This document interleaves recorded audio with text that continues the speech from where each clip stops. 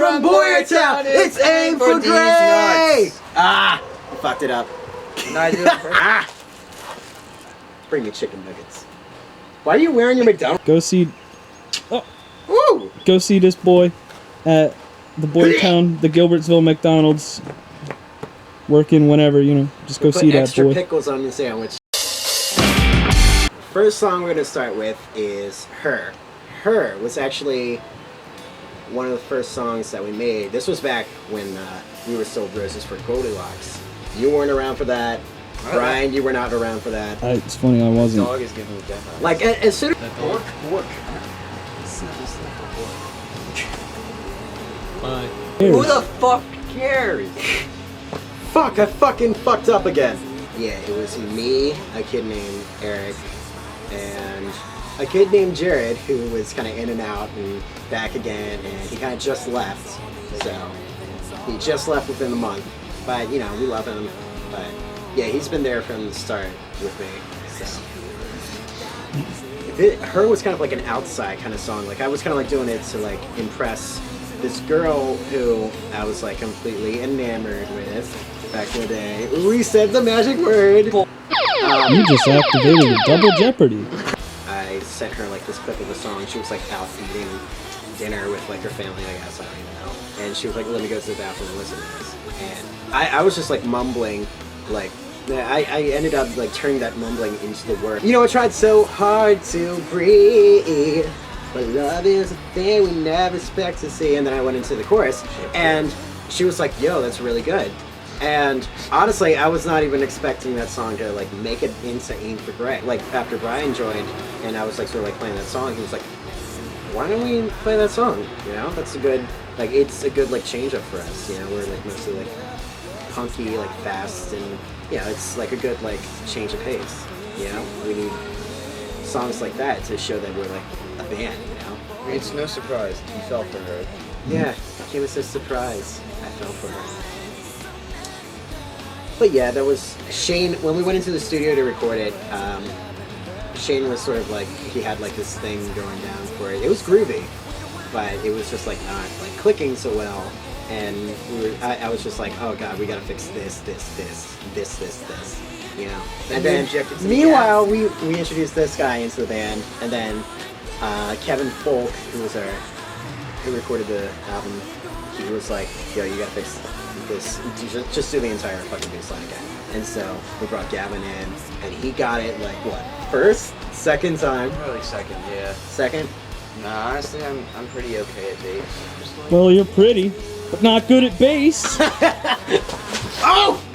But yeah, like it was like hard for when I went into like track the vocals for it too. Like it was like hard for me to like really like dig into the vocals like I had originally done when I.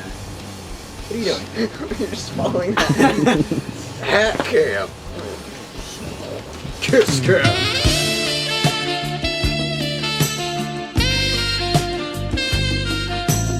But it was like hard for me to like go in there and like track the song with the same amount of emotion that I originally had like when I wrote it, because like I was actually like wanting to like get in her pants and like have her like crushing on me too, and I was like really crush on her, and I was like not feeling that when I went into there because I was like G-I-T in her pants. It in her pants.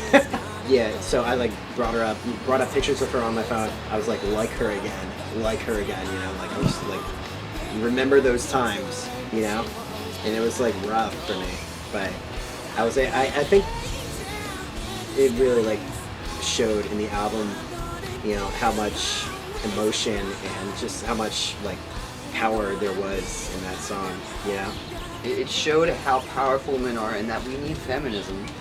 We need feminism. Hashtag Meninism. Triggered. Okay, so yeah, that was her. Nice. By Aim for Gray. Her by Aim for Gray. 2 quarters on the ground. Ooh! Look at Brian, look. Look at those Porto. Yo, there's like a green mark. Yeah, so I kind of just came here from work, and that's why I'm wearing like this plain tee. Like you usually like see me in like. There's no reason why I'm wearing this Hawaiian shirt except for that I like it. It's very pop punk. It's puts my foot in his face. Feet out of here. Earth Angel. This was actually like one of like the most intense songs that we've ever written, I think, at this point. It's a good one. I like it, actually. This is one of my favorites. Yeah, I mean, it's punk, but it's like down tempo. What? I wouldn't say down tempo is the word for it. Well, I mean, like, it's not as fast as the punk would. You want to see down tempo? Oh, I'll stop, show you down stop. tempo.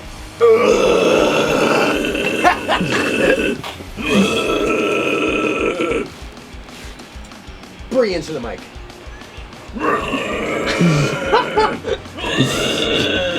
Can't do breathe. It was like a week before. Yeah, I was like, I went and like I was like creating this song. Oh, he's signing shoes. What are you doing? April 2014.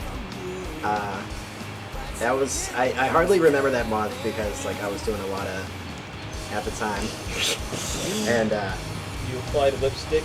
yeah, I applied lipstick. Enamored Exposed! What do you think of the pants You that look rolled up a little? too pop punk to exist right now. Thank you. Thank you. I was like writing this riff and I didn't really know what to put to it. I was just like listening to some like Michael Graves era Misfits at the time. And you know, like sadder stuff, not as like fun or like as like aggressive as you know. Hunter, earlier. shut up! It's like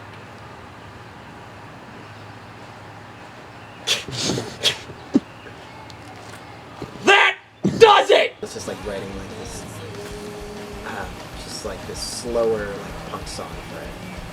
And yeah, so I didn't really have anything to put with it. I was just like, yeah, I'll tuck that away, save it for later. Then I think like 6 days later, it was April 26th, I got word. I had been friends with this girl for a while, and then I found out that her sister, Miranda, had died from cancer. Like she was battling cancer for like all of her like teenage years, I want to say. Yeah. I met her at like, you know, Fusion. I was just like really like wanting to like ask her out, but I was kind of like, I kind of want to have her like get better, you know, like I don't want to like put that pressure on her. So like I was like crushing on her a little bit, but I just didn't want to like do anything that would wreck her emotionally, or if anything happened. So yeah, I kind of like pushed off like asking her out. The bridge in Earth Angel goes, "The secret life of bees never meant so much to me," and that goes back to the night that she passed away, and I was in my room listening to the song on YouTube that she had recorded in Nashville as part of her Make-A-Wish, and it was called "The Secret Life of Bees," and it just like really like hit me really hard, and I was like, this song, I had heard this song before, and so that's why I said "The Secret Life of Bees" never meant so much to me, like now as it did back then when I had heard it. I found out that she died, and I just kind of like the words came to me for putting it to Earth Angel, and yeah, I mean, I was just like really like such a wreck that week. Like 2 days later, I released a acoustic version of Earth Angel. I think that's still on SoundCloud. I should see.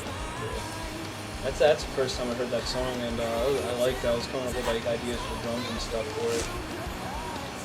And yeah, it just kind of like clicked with the rest of the band, and it was just like something that I was like really hurting and really learning from that. And, you know, ever since I've just like been throwing war, you know, just starting a war against cancer, like doing as much as, you know, raising awareness and stuff. So in the studio, like I pulled up a picture of Miranda. It was just like really like rough. Like that was probably the hardest song for me, easily the hardest song for me to record in the studio, because I was just like really like overwhelmed with all that. You know, I've at shows I would be like, yo, just before we play this, can we like take like 10 seconds to give like a moment of silence? Yeah, I was just kind of like singing the lyrics to a picture of Miranda on Facebook, and yeah, it was just rough, but I think it came out really kick-ass. And you know, I'm sure like a lot of people that have gone through that or know people that have gone through that can really listen to that song and just go like, yo, this helped me, you know, or I could like really relate to that, you know. Kevin, he helped us out recording that song a lot, or at least me out a lot recording that song. Oh yeah. Switched up the drum part. Yeah, I switched up a couple drum parts actually. And kind of just, I don't know, made that song better than it was. You know? But yeah, that whole second verse, I guess, is just Kevin's creation. He was just like, Yeah. I don't really hear a chorus in this. It's like, do something on the times, and he kind of like, I don't know what he did to kind of show me what to do, but kind of helped me out with it. And when he did it, when he told me what to do on the toms, I'm not good at talking on the spot. When he told me what to do on the toms, like, I didn't really get it, kind of, and it was still not sounding super good, but I could tell that it was sounding better than what I had originally done, which was kind of just the same thing I did for the first verse. Yeah. I mean, the song got like a lot more like three-dimensional. Yeah. After Kevin got to it, the song got a lot more three-dimensional. I thought it was a good song before, but now it's a better one. Okay, so that was our first episode of Enamored Exposed. We got like 3 more. I don't know at this point, but yeah. I mean, hopefully you learned from this. Bless up. Hopefully we've learned from this. We've learned from this experience. Don't forget to like, comment, subscribe on Facebook, Instagram, Snapchat. We have an Instagram? SoundCloud. We I have have an an Instagram? Instagram. My Instagram, I'm gonna shout me out right now. My Instagram, Oh my God. Fogman. May I grip a cig? All right, yo. Also, So that's it. Peace. We're Aim for Gray. Danny and Brian. and Gavin. No. It's not going to for you. No. Stay behind the camera. Stay behind the camera, Gavin.